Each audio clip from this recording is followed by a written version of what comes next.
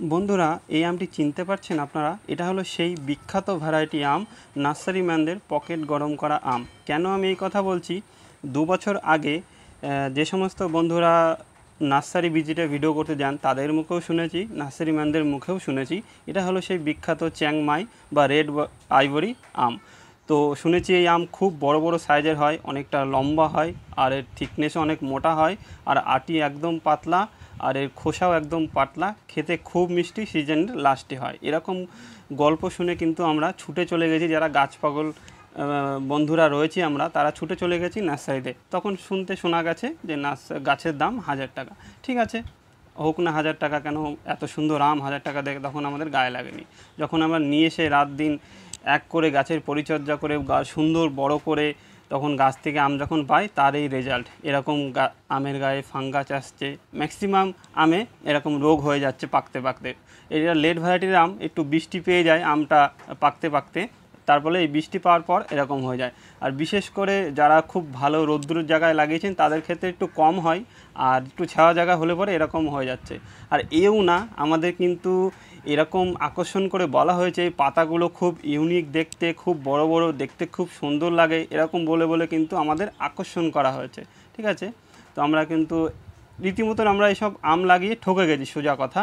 তো এই আমটা খেতে একেবারে পানছে, এর থেকে পেঁপো হয় না, দেশি পেঁপে, তার থেকেও বাজে খেতে।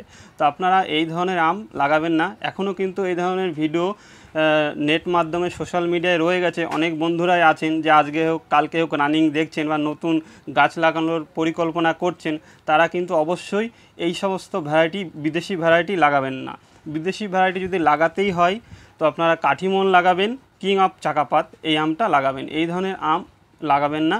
আর যে সমস্ত ইন্ডিয়ান ভ্যারাইটি আম আছে সেই ধরনের আমগুলো লাগাবেন, কেন চারার দাম অনেক কম, 100-150 টাকায় পেয়ে যাবেন। আর আপনি ঠকবেন না গাছ লাগিয়ে, আপনি যে ইমোশন দিয়ে যে গাছটা লাগাচ্ছেন কষ্ট করে, সেটাই আপনি মানে আনন্দ অখুশি হবেন না। আর এই যে আর একটা ভ্যারাইটি, আপনারা পাতা দেখে অবশ্যই বুঝে গেছেন যারা লাগিয়েছেন।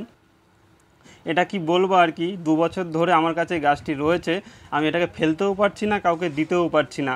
কারণ হচ্ছে এটা সেই মিষ্টি জলপাই, বিশাল আকর্ষণ, যে খেতে মিষ্টি হবে জলপাই, এরকমভাবে বলা হয়েছে। সত্যি তাই দেখে আমরা নিয়ে এসেছি।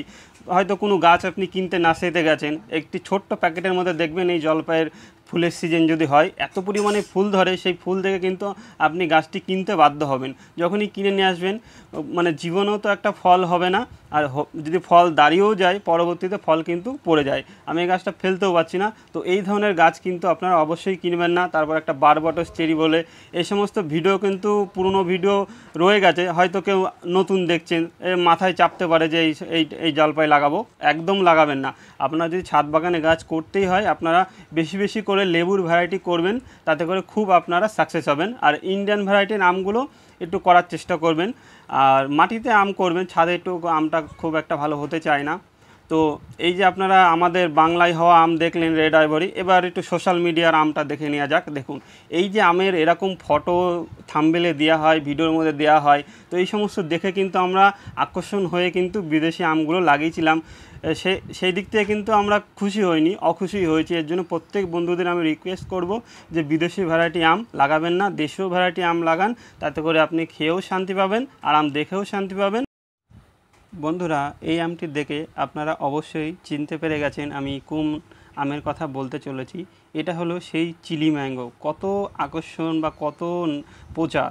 এক একটা চারার দাম আমরা সোশ্যাল মিডিয়ায় শুনেছি, ইউটিউবেই শুনেছি, এক একটা চারার দাম 5000 টাকা, 6000 টাকা। লাস্ট পথে আর কোনো আপডেট পেলেন আপনারা? হতে গেল মোটামুটি 1.5 বছর, 1 বছর হয়ে গেল, আর কোনো আপডেট পেলেন? আপডেট পাওয়া গেছে কীরকম মোটা মোটা আম হচ্ছে, চিলি ম্যাঙ্গো। তাহলে আমরা কেন এই সমস্ত ভ্যারাইটি লাগাতে যাব? বন্ধুরা, ভিডিওটি কেমন লাগলো? ভিডিওটি যদি ভালো লেগে থাকে অবশ্যই আপনার মূল্যবান মতামত কমেন্ট বক্সে লিখে জানাতে ভুলবেন না। আর লাইক শেয়ার করতে অবশ্যই ভুলবেন না। ভালো থাকবেন, আপনার দিনটি শুভ হোক।